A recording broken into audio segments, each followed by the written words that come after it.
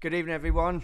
Thanks for joining me. And again, I just like to start by reintroducing myself. My name's Andrew Bell, and the purpose of what we're doing, as I said earlier, is for me just to come on once a week and to talk a little bit, maybe it's 20 minutes, half an hour, about my own personal experience, my journey, which has led me to Reach Out Rehab Ministries and to share my journey throughout my time here and letting people know what it's like as a paraplegic and a recovering previous drug addict, about recovering and my experience here, how it's helped me tremendously already in 2 weeks, and what it's going to be able to do for my future, my family's future.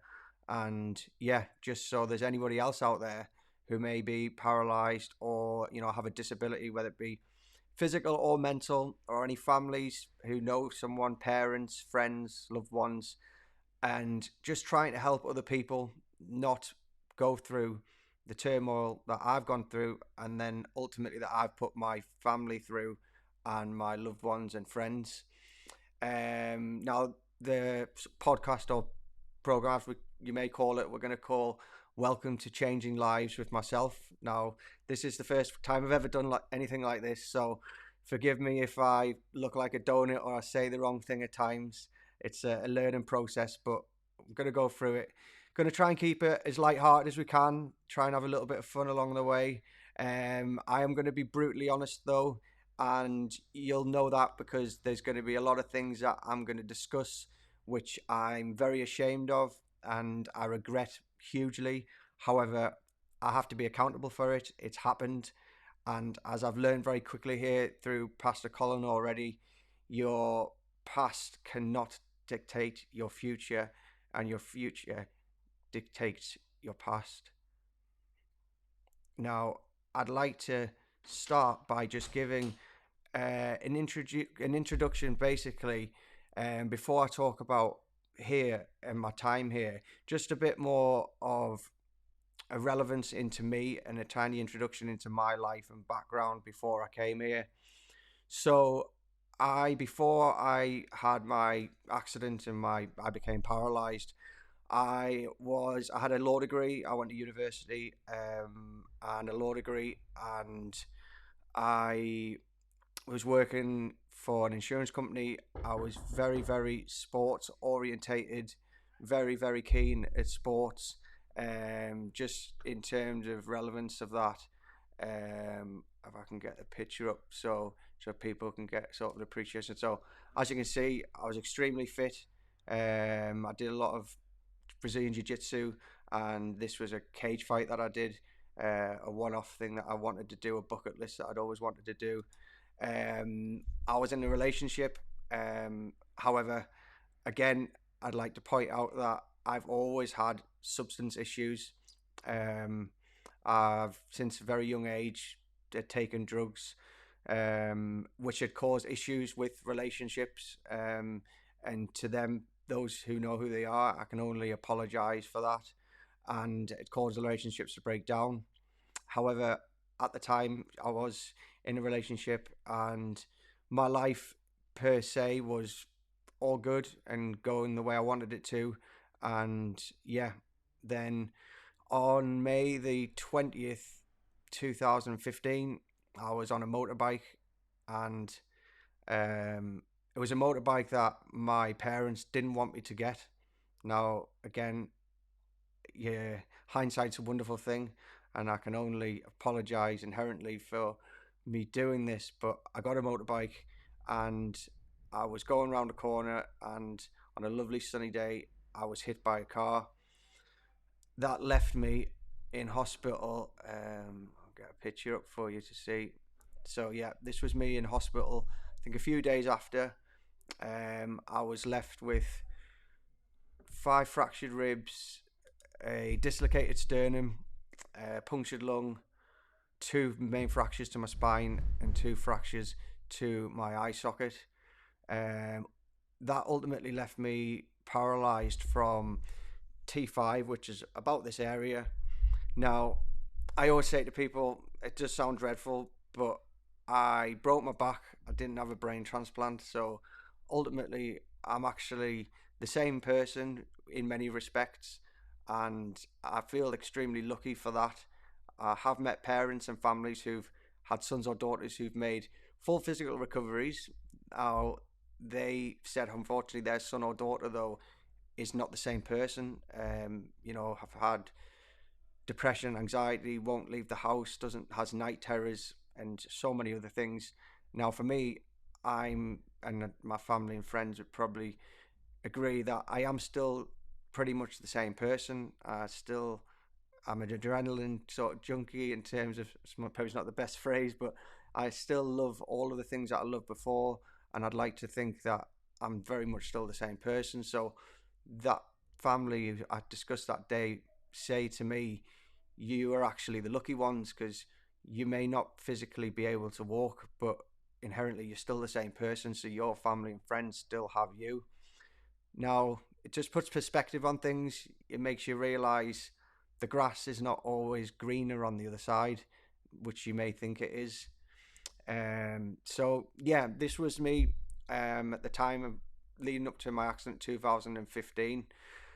At the time, I was very much in denial about what had happened. I couldn't accept it. Um, and I didn't appreciate the collateral damage involved in something like what had happened to me. I didn't appreciate what it had done to my parents, who I can only publicly say I can't be more sorry for what I've done to my mum and dad. Um, Through so many different things, they didn't want me to get my motorbike. My dad has sacrificed so much and inherited such a good work ethic in me. He's worked away for majority 42 years of his life, given up Christmases and birthdays for me and my brothers. And I've had such a great upbringing. Now, drugs a lot of the time can be stereotyped. I haven't had a bad upbringing. I've had the best upbringing you could probably possibly have. I've wanted for nothing. I've had an amazing education. Um, I've always had a great work ethic though, and have always been instilled with, if you put nothing in, you'll get nothing out. So I can't thank my parents for raising me so well with all the best morals. Um, and yeah, so I can only be so sorry for what I've done, but now I'm now making changes and slowly trying to regain their respect. And I know I'll always have their love, but for me, I just have caused a lot of destruction over the years that I'm now trying to put right. And I've got a lot of wrongs to put right. Now I'm sure there may be other people out there who've done the same with their families, and I was it was brought to my attention by Pastor Colin here that we don't see as drug addicts the selfishness of what we're doing. We don't see our parents crying at home, arguing, crying on the way home from where we've been, sleepless nights, arguments. We just care about getting what we want, lie, steal, anything. And then it's brought to your attention when you become sober and you become clean what we've done to our loved ones and what we've done to our partners and friends. And yeah, so for that I can only apologize inherently to my mum and dad, my sister-in-law, my brothers, friends, ex-partners, what I've put them all through. um so yeah, it's and it ultimately caused my relationship at the time to break down. And again, I can only apologize to her what she must have gone through. So yeah, that, and I don't actually want any sympathy because I brought this on myself. I'm a big boy. At the time I knew the well, I didn't know the consequence of my actions ultimately, but I knew what I was doing. I was educated, and I still made those choices. But Pastor Colin brought it to my attention just the other day that he doesn't have any pity for me because I am still very sort of mentally able. I still have a huge future. I still have a huge life that I can attain. And just because I don't have able use of my legs doesn't mean that I'm not able to still have a future and a life. And I was introduced to a testimony recently by a gentleman in Australia, and forgive me, I'll try and get his name and post it. His name is Nick. I can't. It begins with a V. His surname, but he was born without arms and legs, and he was suicidal. Was very young, but to cut a long story short, is he now preaches to, I think it's over 1 billion people about his life. He's married. He's a Christian, but he's married now to an amazing woman who's absolutely stunning, which is not really beyond the point, but she's stunning, and they have 4 beautiful children. And he preaches around the world now. He plays football. He digs in water, what in a boat, like a speedboat. Sorry, he's in a speedboat. He's diving off diving boards into swimming pools. He has the most amazing outlook on life, and it brought a tear to my eye watching his testimony. But it just made me realize that I thought up until very, very recently that I did not have a life. I did not have a future, and I was going to ultimately die unhappy as a crack cocaine addict. And something ultimately just switched earlier this year. Um, I had to go to not just the gutter, I had to almost go into the drain and almost just stink. My whole life had to be just rotten to the core before I could finally find the help that I needed. Um, my mum sent me a message not too long ago saying that you can shame someone. She shamed me. She can show me pictures. She can show me videos that she's taken of me in horrific states, and she can try and guide me. I've had unlimited amounts of advice and friends trying to lead me, family leading me the right way, giving me advice and places I could go to get help. But ultimately, I wasn't ready, and I unless you want it for yourself, you're never gonna be able to finally do that. And it wasn't until this year that I accepted that I was either gonna die or a crack cocaine addict, or I was going to do something about it. So I searched for several different places.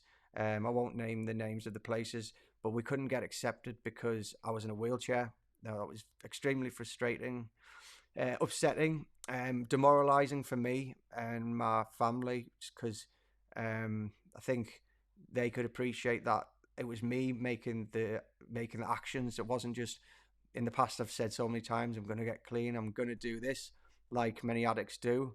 But I actually was putting the actions in. I was doing the research. I was looking for the places, and I was in tears just saying out loud on my own, like, I really want this time. And out of the blue, got a message from one of my best friend's mums who's involved in the church in Hotley Spring, uh, who I hope, if she's listening or she watches, again, I can't thank you enough. And I won't say your name, but you know who you are. And I can't thank you enough for what you've done, your family and your husband.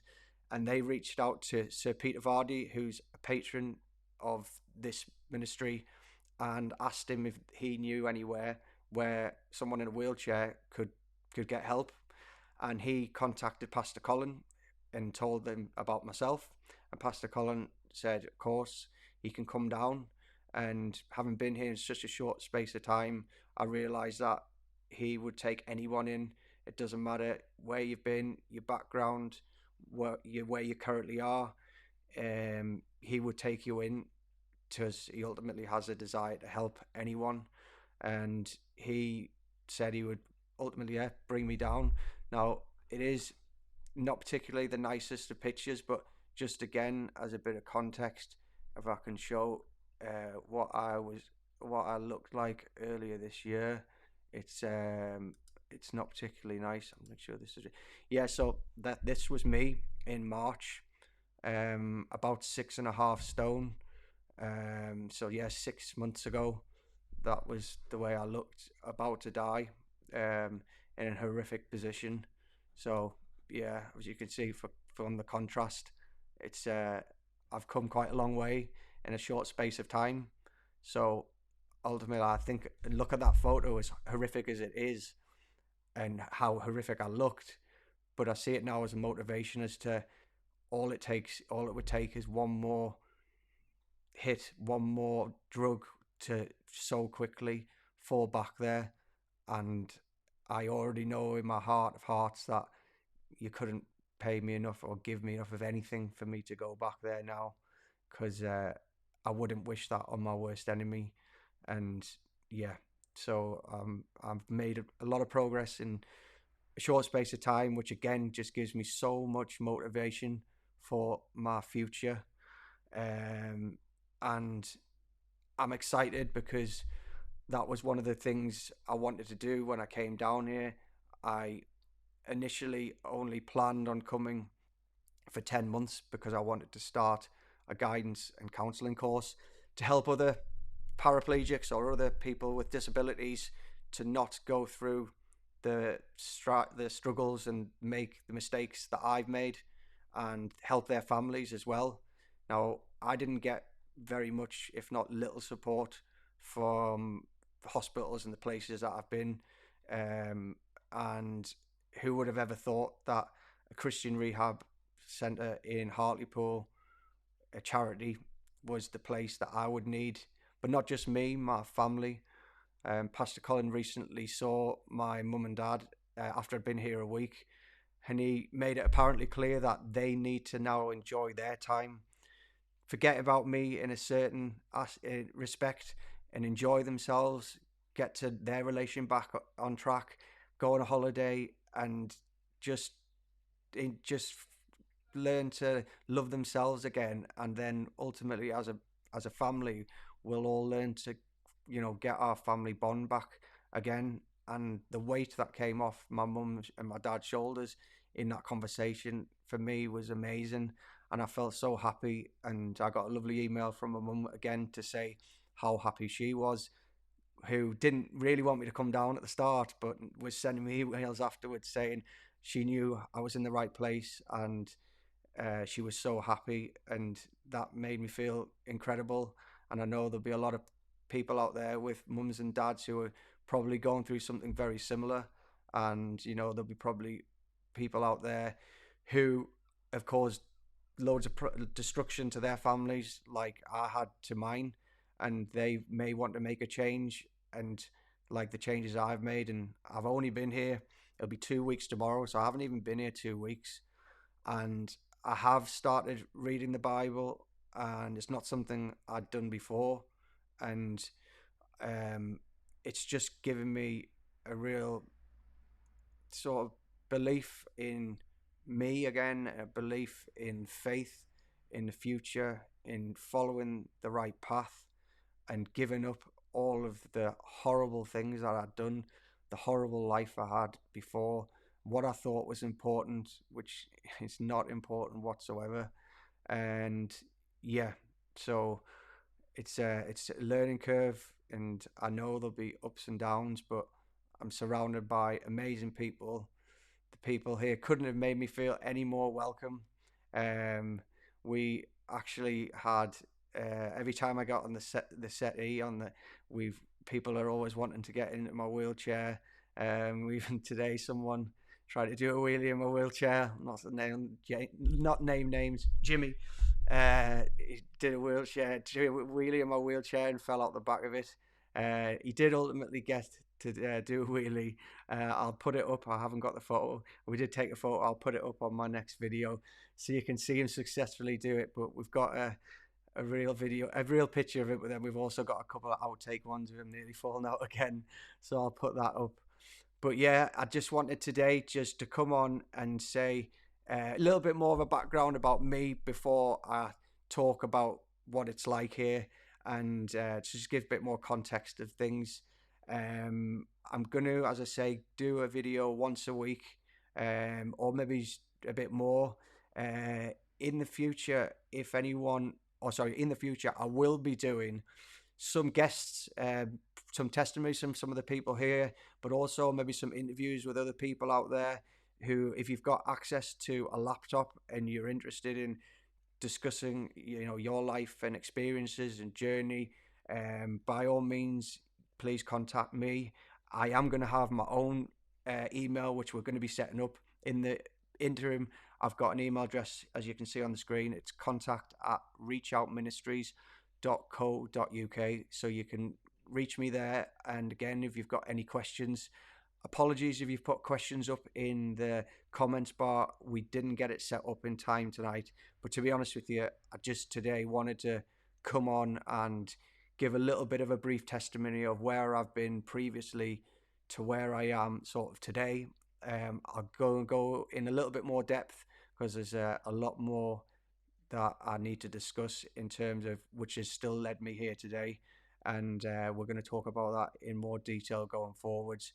But as I say, for now, this was just a brief introduction to my life and what it's like here, and a chance for me to just publicly say sorry to my loved ones, and especially my mum and dad, and that I love them dearly. And that, yeah, that's that for this evening. So thanks everyone for coming on and listening, and I'll look forward to speaking to you soon.